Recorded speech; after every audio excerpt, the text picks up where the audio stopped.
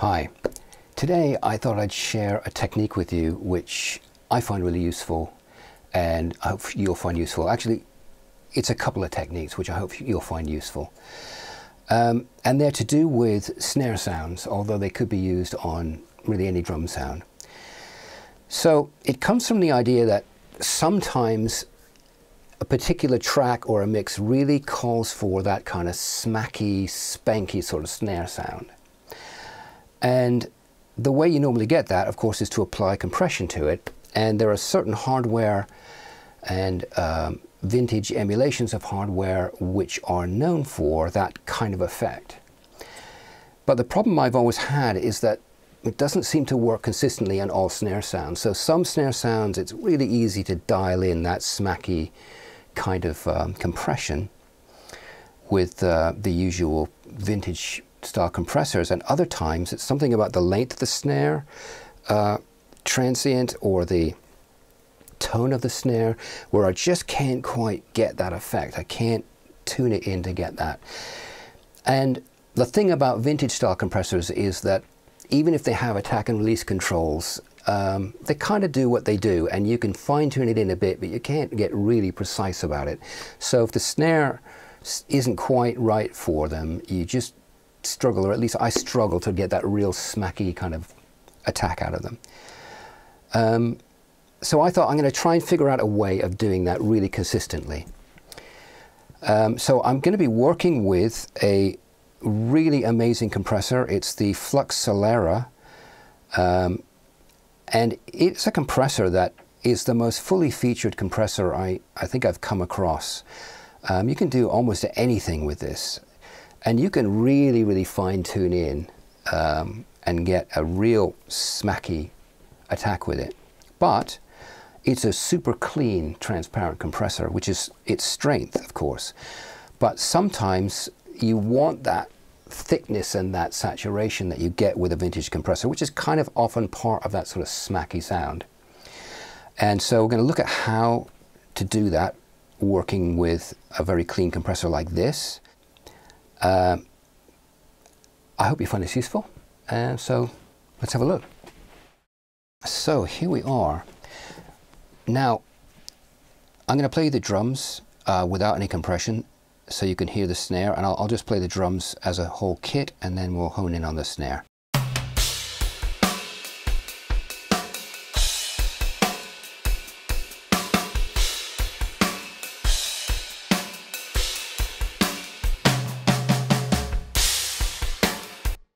So quite a nice tight snare sound, but what I want is that really smacky, spanky kind of snare. So I'm going to start with the Flux Solera, and actually before we do that, let's just have a listen to the snare on its own so we can hear what that's like without any overheads. Just to mention that the toms are gated, so there's no snare coming through the toms. And the kick drum mic did not really pick up the snare enough to worry about. So it's really just the overheads that the snare is coming through. So we're going to solo the snare and you'll hear what it's like on its own.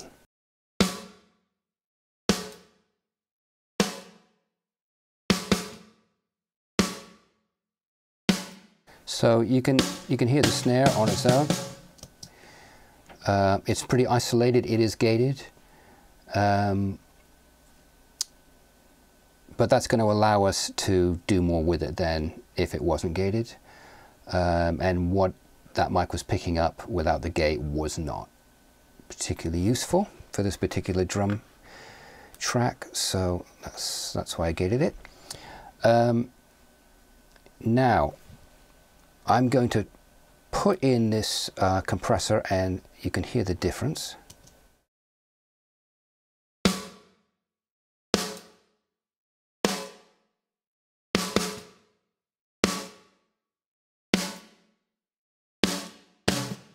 So you can hear it's got a real smacky attack now, and that's what's fantastic about this compressor. It is, yeah, really probably the most versatile compressor I've ever come across. It's really, really easy to hone in on pretty much anything you could want to do with a compressor. as long as it's something that where you're looking for something that's clean and transparent in terms of it doesn't add saturation, it doesn't do any of the kind of coloration that a vintage compressor would do or a hardware compressor might do. This actually has a bunch of different sections in it. It's got a decompressor, an expander, and a de-expander, but I'm not going to touch those right now, and maybe at some point I'll do a video on this compressor or this dynamics processor, because it is just the most amazing tool. So we're just going to be looking at the compression, and even within that, the amount of things you can do is just stunning. And there's quite a few controls which are unique that I've not seen in any of the compressor, which are really, really useful. Unique compression algorithms and controls. But we're not going to be looking at that because we're really just looking for this smacky attack. And so I'll show you how I've done that. You just have a look at how far it's coming through the threshold. So look here, you can see it's pretty far over the threshold. And we've got a 3:4 ratio, which is, you know, pretty strong but not massive. I could increase that and get an even stronger effect, but I felt that this was roundabout right. And with it going that far over the threshold, I found that an attack of 20 milliseconds was what was right to bring out that smacky attack. And a fast release of 3 milliseconds was right to give it that kind of smacky, spanky thing. It pulls back up quite quickly, and the thing to remember about attack and release times is they vary a lot. I mean, just seeing that number only tells you so much. Every compressor will recover differently, that, you know, after it crosses the threshold on the release, and depending on how far it crosses over the threshold. And the same thing with the attack. And I just found that having a release that fast was right to give me that spanky effect with that amount of crossing the threshold. With less threshold crossing, I might need to have adjusted that to get that. So that's that. But it sounds good, but it sounds really, really clean. So let's look at how we could bring in some of that saturation. The way that here's one example of a way that I think sounds really good for this situation is to use this. Now this is a amazing plugin. I find I use it all the time. I don't think there's hardly ever a mix I do these days that doesn't have this on there. Really is a kind of a secret weapon. But you do have to know how to use it. It's very subtle, and yet it has a real effect that adds up over the mix if you use it in the right places in the right ways. I usually use it in a very subtle way. In this, I'm going to be using it more extremely. It's a saturator of a kind, but what Kazrog has done is model all these different transformers. These are all very well revered vintage transformers that are used in various desks and tape machines and other things that are known for particular properties, and they've all been modeled. And so basically it's a transformer type saturation. So I'm going to put this in and I'm going to listen to the difference with it in and out.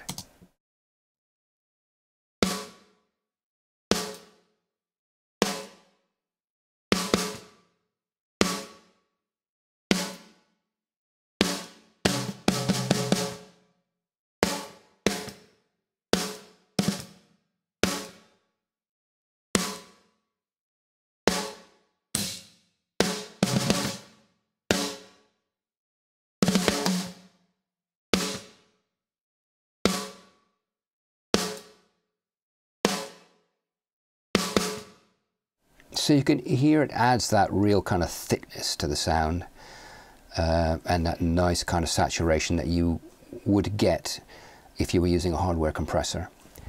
I switched between these two different compressor types. I thought in the end I think I preferred that one. I'm adding a lot. I won't go over the controls of this compressor. I may do a separate video on it, but just to let you know that Both these controls add to the amount of saturation, so there's a lot going on there. So what we've done here is we've used this very clean but incredibly precise compressor to hone in on just that right envelope shape, and then we've used this before this compressor to give it that thickness and that saturation effect that you'd get from hardware. Okay, now I'm just going to bypass these again just to remind you again what the original snare sounds like.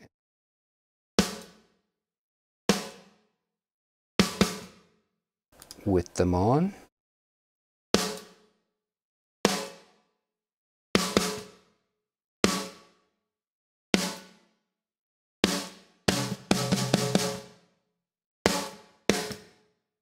So I could instead use a different saturator.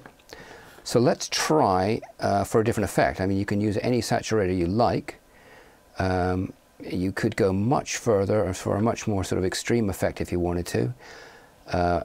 You could pretty much put any kind of distortion or saturator on there to get different types of vintage effects.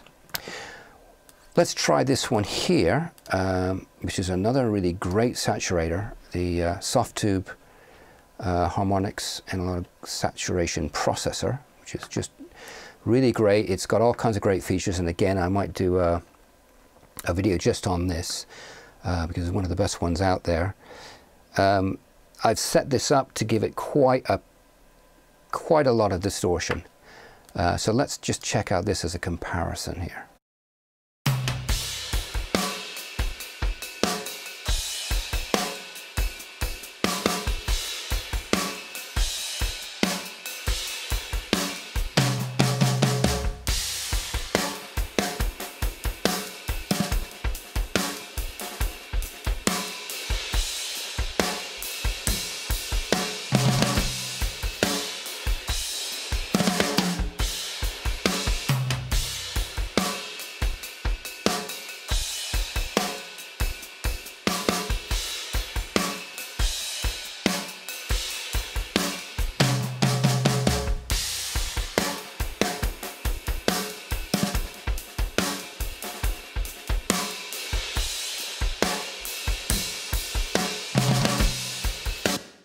So another really nice, really quite different effect than this one, and a lot of variation.